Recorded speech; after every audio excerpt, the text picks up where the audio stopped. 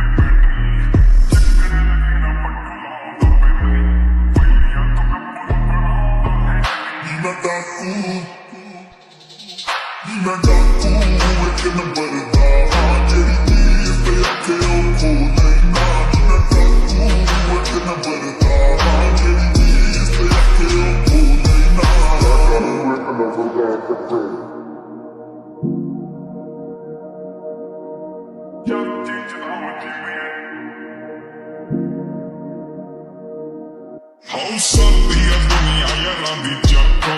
रुकिया ना रुकदा है वैम कर दो मैं खत्म है ज़माने आनी गल छड़ दो रख देंदा पट के गप्पू जड़ गल तो पलाइट बोली कर दे राइट कम जिने कीते हम ताई पी बिना गल्लों के जे को टपदा है लीड फेरे अपने तरीके नाल कर दे एक वेलो बुलियां खराकां दी लाउंदे डंड नी डक्कू ना चुपा के रखिया संत नी चिट्टे दिन चुब्बड़ चढ़ाउंदे जंद नी वैसा दे नाल छुटे टेड एंड नी ओ चाचे जनाब जिवें एंड नी मेरी रखे करके कुड़ी ते बैंड नी चक्कने लगे ना पट्टू लाउंदा पिंड नी पहिलियां तो बब्बड़ू कराउंदा एंड नी चाचे जनाब जिवें एंड नी मेरी रखे करके कुड़ी ते बैंड नी चक्कने लगे ना पट्टू लाउंदा पिंड नी पहिलियां तो बब्बड़ू कराउंदा एंड नी